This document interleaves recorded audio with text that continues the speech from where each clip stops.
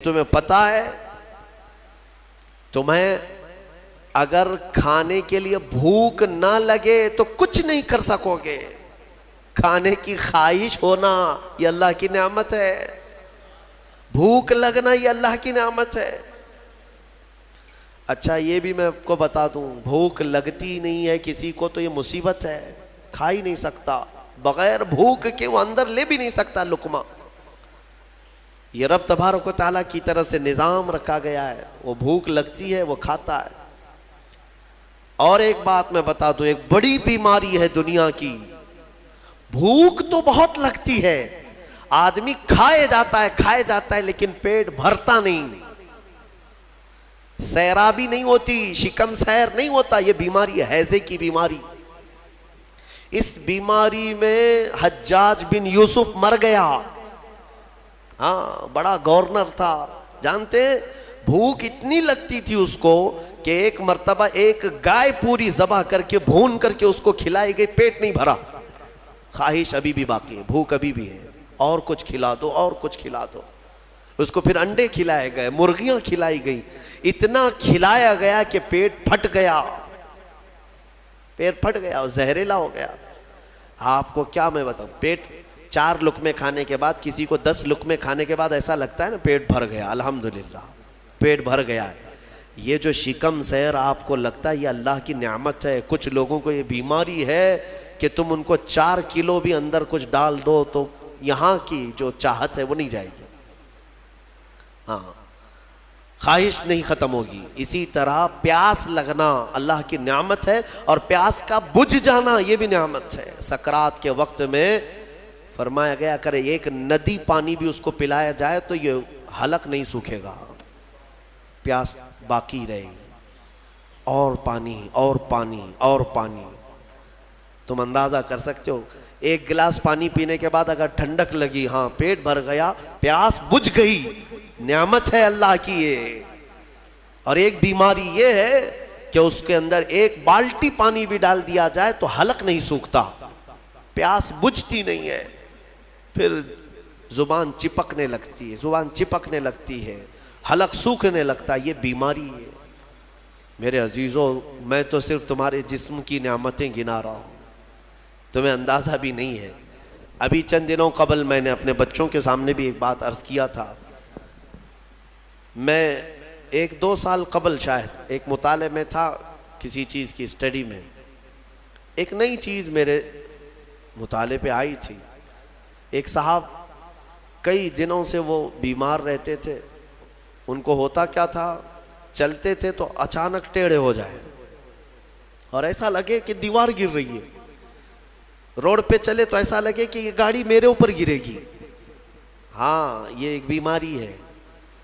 आप ज़मीन पर खड़े होते हैं, 2 पैरों से खड़े होते हैं ना, बैलेंस कैसे रहता है तुम्हारा? ये चाहे मोटे हो तगड़े हो लेकिन सीधे तो खड़े रहते हो। और चलते हो तो क्या एक तरफ झुक झुक के चलते हो, कभी इधर कभी उधर नहीं, हवाएं चाहे जितनी भी आए आप सीधे चलते हैं। ये कौन है जो तुम्हारे बैलेंस को मेंटेन किया हुआ है? सिर्फ 2 टांगों पर तुम्हारे पूरे वजन को किसने कायम रखा है? अगर तजुर्बा करना है तो मिट्टी का एक पुतला इस तरह से चला करके दिखाओ, 2 टांगों पर चला करके दिखाओ, बैलेंस कौन रखेगा? अरे पुतले भी अगर बना करके खड़ा करते हैं कहीं स्टैचू तो उन्हें गाड़ देते हैं, खड़ा नहीं कर पाएंगे। इतना तुम्हारे ही वजन के बारे 80 किलो का एक पुतला बनाओ मिट्टी का और उसको सिर्फ पैरों पे खड़ा करके दिखाओ, नहीं खड़ा होगा, हवा आएगी गिर जाएगा। तुम्हें हवा क्यों नहीं गिराती? कौन है जो तुम्हें बरकरार रखा हुआ है? आपको मैं बताऊं तो हैरत होगी आप कि कौन सी चीज मेंटेन करती है, पता है आपको? कौन सी चीज तुम्हारे जिस्म के अंदर? न तुम्हारे हाथ न तुम्हारे पैर। अल्लाहु अकबर, अल्लाह की नियामतों पर कुर्बान जाओ।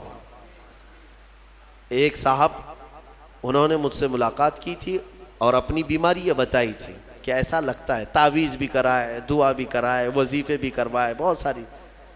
एक माहिर दानिश्वर थे, उन्होंने मुझसे ये कहा कि मौलाना मसला ये है कि हमारे दोनों कानों के बीच में एक छोटा सा पारा, एक एक कतरा होता है पारे का, लिक्विड पारा देखे हैं आप, बीपी चेक करने के वक्त जो चढ़ता उतरता है मशीनों पे, उस तरह का एक हल्का सा एक लिक्विड कतरा हमारे दोनों कानों के बराबर बीचों बीच होता है, और वो कतरा है जो पूरे बैलेंस को मेंटेन करता है।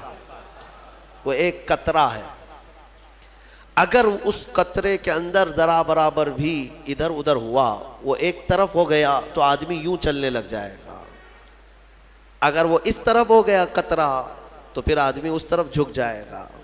और ये जल्दी होता नहीं है, वो इतना मजबूती के साथ पूरे इंसानों के जिस्मों को संभाले रखता है।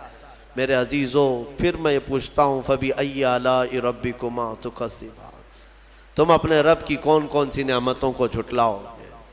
और एक बात, अजीब अजीब चीज़ें मैंने देखी, कभी हम गौर नहीं करते ना अपने जिस्म में, और इसीलिए मेरा रहमान फरमाता है वफ़ी अनफुसिकुम अफला तुबसिरून, तुम्हारी ज़ात में मेरी निशानियां हैं, तुम देखते नहीं। अल्लाह पूछ रहा है, तुम्हारी अपनी ज़ात में मेरी निशानियां हैं।